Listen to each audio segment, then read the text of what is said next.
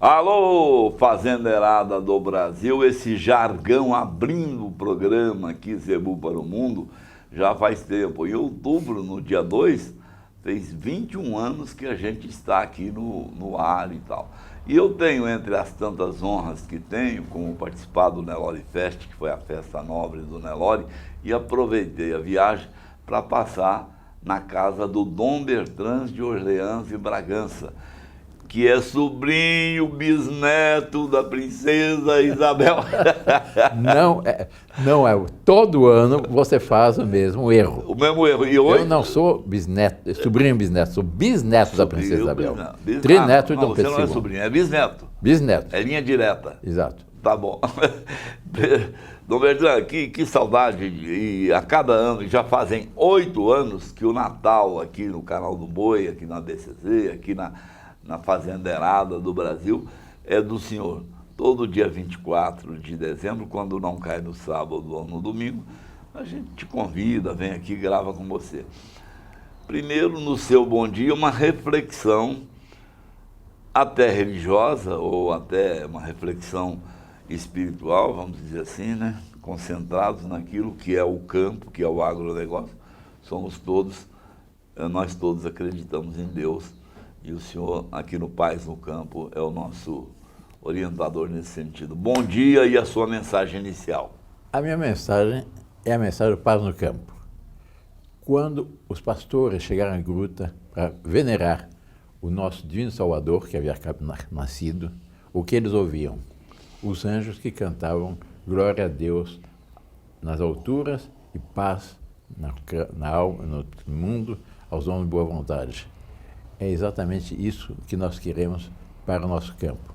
Se houver essa paz que foi aberta para o mundo com a vinda do nosso Redentor, não há o que segure o Brasil. Havendo harmonia, havendo colaboração, havendo a verdadeira fraternidade, porque nós somos todos criaturas de Deus, somos católicos, somos filhos de Deus. Havendo isso, estão criadas condições para um Brasil melhor, para um futuro extraordinário, sabe, para o Brasil. E havendo chuvas, né? Que esse ano está bem, havendo chuvas, né? Chuva é coisa que Deus manda, né? É a chuva que Deus manda, todo ano. Esse ano houve um pouco mais de seca, mas agora já temos uma chuvarada bem generosa, graças a Deus. Sua família ali pelo Paraná está satisfeita, né? Todo mundo está satisfeito. Com a agricultura. Todos gostam da chuva. E depois, às vezes, na chuva é uma bênção de Deus. Certo. Dom Bertrand, talvez... como que a água benta que vem do céu para fertilizar nossas terras, fertilizar nossas plantas, para dar vida. Toda a natureza se transforma.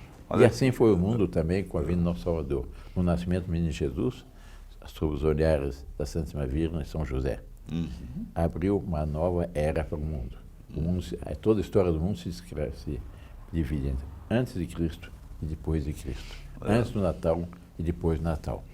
E nós festejamos essa grande data, que é a maior festa da cristandade, a maior festa do Brasil, a maior festa do Brasil, do mundo.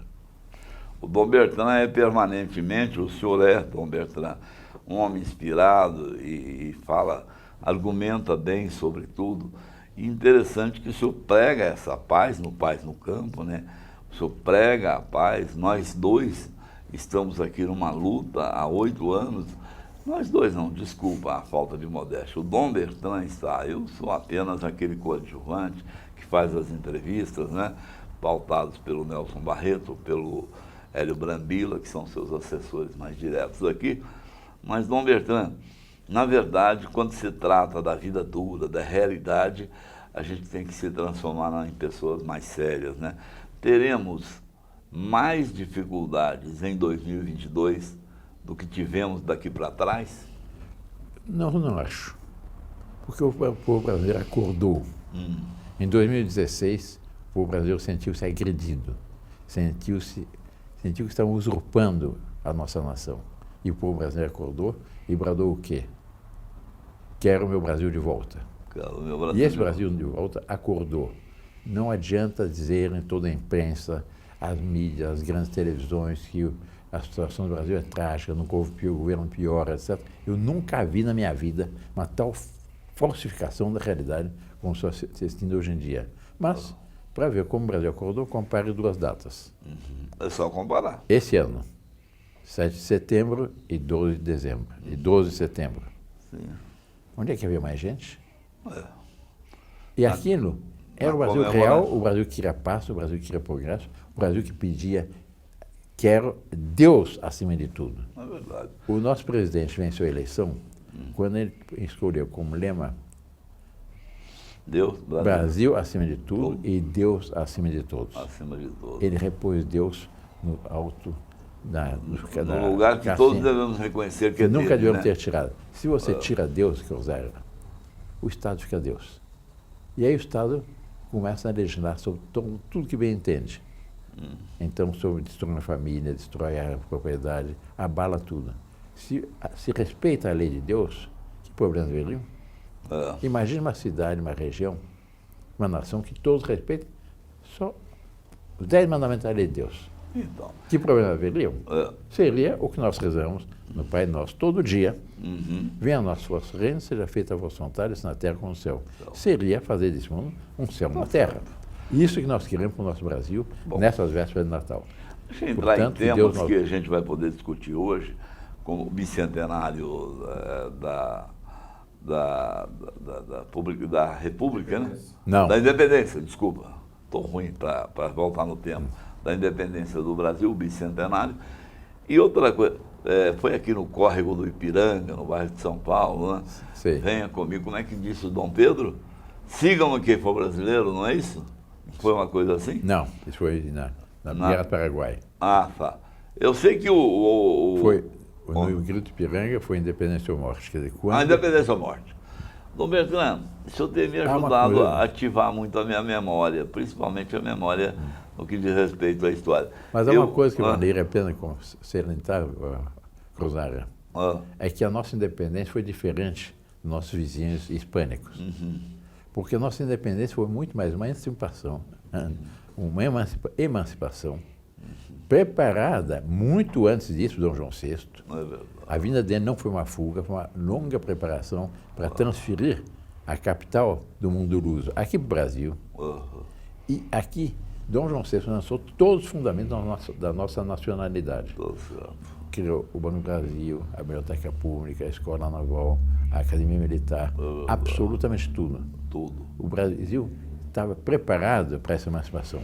E quando ele voltou a Portugal, por causa de uma revolução liberal no Porto, que ameaçava criar uma revolução francesa, uma revolução sangrenta em Portugal, deixou aqui seu filho mais velho, o herdeiro, e deu um último conselho. Meu filho, põe esta coroa em tua cabeça antes que o aventureiro faça. Mais cedo ou mais tarde o Brasil será independente. Sejas tu o imperador. Graças a isso, nós, brasileiros, mantivemos a unidade da nossa nação, que é a quarta maior nação do mundo. Do mundo. Mas Territorialmente. com um detalhe, não há nenhum país no mundo que tenha uma área cultivável tão grande quanto o Brasil. Não há nenhum país do mundo que tenha um povo tão afável, que tenha tanto calor ameno quanto o Brasil. Não há nenhum país do mundo que tenha tanta água quanto o Brasil. Não há nenhum país do mundo que tenha a melhor restauração, que é fundamental para a agricultura. Nós temos tudo. E nós temos no subsolo todos os minerais possíveis. O potencial do Brasil, nenhum outro país tem. Os Estados Unidos, a Europa já esgotaram suas terras. A China nem se fala. A China esterilizaram suas terras. Só o Brasil tem potencial para isso. Dom Bertrand, nós temos muitos temas para abordar aqui com o senhor, porque eu venho ávido, né? Você é Hamilton Ribeiro, que todo mundo conhece, é ex-Globo Rural, hoje está tranquilamente, se aposentou, né? Me pergunta assim, Crosara, você tem sempre uma boa conversa com aquele Dom Bertrand, ele até tem interesse em proximamente conversar, bater um papo com o senhor. Me disse Zé Hamilton. Então, o senhor, nós temos que abordar assuntos importantes. Houve um tempo em que a nossa pauta aqui nas entrevistas, eu disse a Zé Hamilton, é porque eu sou provocador, eu provoco o Dom Bertrand, e ele vem... Mas resposta, recebe cada resposta. Eu tenho que tomar cuidado, porque o homem não é brincadeira, não. Mas eu então, agradeço a Deus a amizade que nós pegamos nesses 8 anos de convivência. Dom Bertrand, marco temporal, eleição presidencial, e outras questões mais, se o senhor se lembrar, pode comentar, são desafios para serem resolvidos no ano que vai começar, no ano de 2022. O senhor está animado? O agronegócio vai continuar pujante? Vai continuar. Todos esses comentários eu queria que o senhor fizesse agora num segundo bloco. Pode assim? Pode ser. Eu vou só chamar os nossos comerciais, aproveitando, explorando a sua presença aqui, que é uma figura nacional. Campo Grande, de volta aqui nesse final de ano, né, nesse Natal que se aproxima, no ano que vai começar, minha conversa com o Dom Bertrand, fui até o Palácio Real, poderíamos dizer assim, bem, não é bem assim, mas é a residência do príncipe Dom Bertrand de Orleans e Bragança. Dom Bertrand, eu terminei o primeiro bloco jogando para seus comentários os desafios que teremos em 2022. Comente e me diga, o agronegócio superará tudo isso? Eu tenho certeza que sim, porque o agronegócio cresceu, inclusive nos piores tempos dos governos de esquerda que nós tivemos aqui. Apesar dos governos que nós tivemos, péssimo com a reforma agrária, com toda a questão ambiental, com todas as dificuldades que a agricultura, o Brasil venceu isso, superou isso e ninguém passou fome nesse país. Nós passamos brilhantemente a crise provocada por aquele Lehman Brothers dos Estados Unidos, aquela crise econômica mundial. Não tivemos fome no Brasil. Nós passamos brilhantemente. O Brasil foi saqueado por uma seita vermelha que dominava a nossa pátria, queria escravizar o Brasil à China, aos comunistas. O espaço brasileiro não passamos fome. Houve a Covid, uma epidemia que veio da China. Bom lembrar. De um vírus chinês. Bom lembrar. Foi uma pandemia no mundo inteiro. O Brasil não passou fome. Não houve revolução social. Aliás, nunca conseguiram nesse país criar um clima de luta de classes. Nunca conseguiram criar uma questão racial. É verdade. O Brasil é bondoso, o brasileiro nasceu sob a proteção da senhora Aparecida. O agronegócio tem muito a ver com isso. O agronegócio tem muito a ver com isso, porque foi o agronegócio que alimentou o Brasil. É verdade. Nós alimentamos nossa pátria, os preços dos alimentos da cesta básica só têm caído graças ao progresso espetacular que nós temos na nossa agricultura. E, além do mais, o Brasil hoje alimenta sua população, são 220 milhões de habitantes praticamente, e alimenta mais, no total, segundo dados da Embrapa, o Brasil alimenta 1 bilhão e 400 milhões de pessoas. Quer dizer, praticamente um quarto da humanidade come alimentos produzidos aqui. Ninguém segura esse país. Da comida que sai do chão brasileiro. O marco temporal e outras questões um pouco complexas, que nem está muito democratizado esse assunto, eu queria que o senhor falasse um pouco, explicasse o que é o marco temporal e qual é a importância da votação que vem aí. Parece que o Supremo, eu vou conversar isso mais detalhadamente com o Nelson Barreto, um jornalista importante de Brasília, mas parece que o Congresso é que vai resolver essa parada. E aí a gente se anima um pouco, né? Porque é um absurdo. Que absurdo é o marco temporal da forma que estão querendo? Cruzara, a garantia da liberdade qual é? A propriedade privada. Propriedade privada. Se eu não sou dono, fruto do meu trabalho, eu sou um escravo do Estado. Ora, o que é a propriedade? Trabalho acumulado. Essa é a realidade. Então, o governo não tem o direito, o governo nem, quer dizer, nem o Supremo, nem o governo, qualquer poder não tem o direito de confiscar nossas propriedades. Acontece que, na Constituição de 88, foi estabelecido que as áreas em que já estão, os índios estão estabelecidos, lhes serão garantidas. Aqui no Brasil, é 13% do território nacional para menos de 1 milhão de pessoas. Né? Dizem que são 800 mil índios. As estatísticas que eu tenho, de alguns anos atrás, eram 200 mil. Não sei como é, surgiu tanto índio nesse país. Bom, e houve todo o problema de Raposa da Serra do Sol. E aqueles índios foram plantados. Eu tenho informações sobre os índios que foram plantados naquela região, não tinha nada.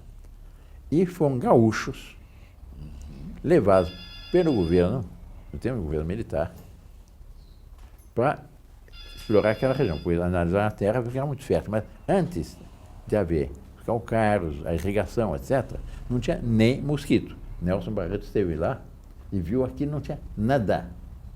Fizeram daqui uma Canaã. É verdade. Foi a maior índice de produção de arroz por hectare do Brasil e talvez do mundo. Vieram certos esquerdistas, disseram, não, isso é uma área indígena. De fato, já tem um certo número de índios que foram trazidos de outros lugares. E que trabalhavam para os gaúchos. E viviam bem. E viviam muito bem. Melhor que na tribo. Muito melhor. Inclusive, houve um referendo entre eles. E a maioria dizendo que queria continuar como estava. Contra a vontade deles, por causa do governo de esquerda, foi a Polícia Federal tirar na ponta da metralhadora os agricultores. Qual o resultado?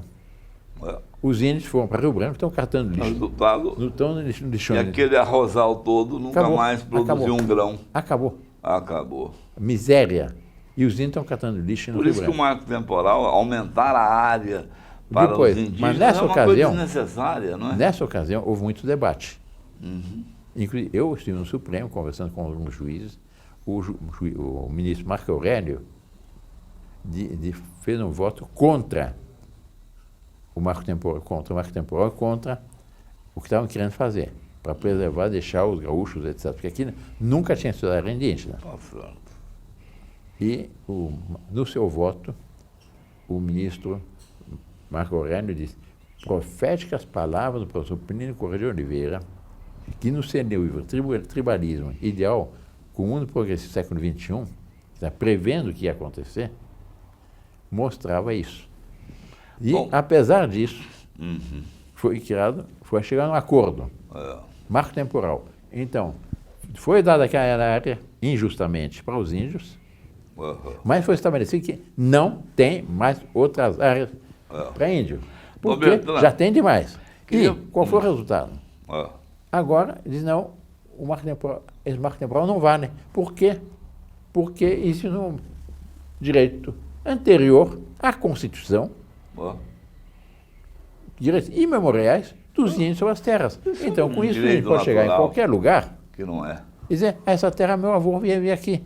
Então, vem um juiz de esquerda, não, de fato é, pronto, perde a propriedade. Não há, se introduzir o marco temporal, acaba a garantia da propriedade privada no Brasil. Tá bom. Essa é a realidade. Deixa eu te fazer uma proposta aqui nessa nossa conversa.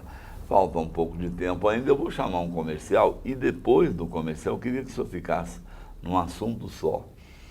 Por que e como vamos partir para esse assunto, eleição no final do ano para presidente da República e outros cargos? Vamos falar sobre isso, que eu sei da sua proximidade, da proximidade da Casa Monárquica do Brasil com o presidente Jair Bolsonaro. Queria que o senhor comentasse isso no final da nossa participação. Pode assim? Pode. Então deixa eu chamar aqui Campo Grande, ande!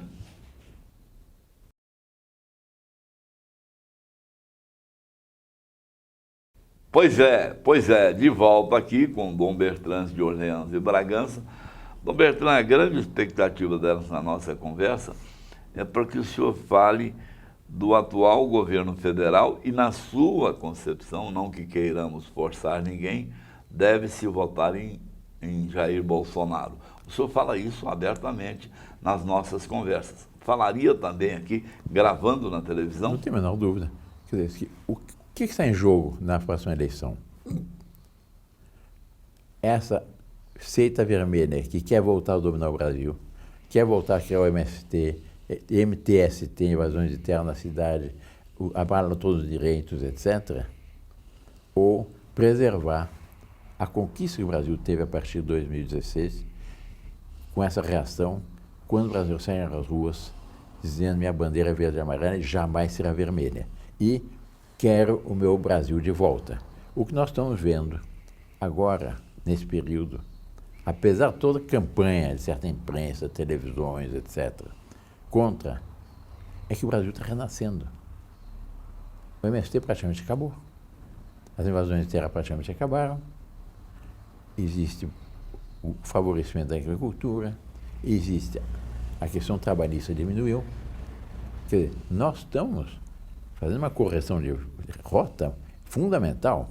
Agora, não pode fazer que agora, dessa correção, que foi no sentido tradicional, volte àquela esquerda, com aquela agenda socialista, em que os direitos estão abolidos. Porque, tirando a Deus do panorama,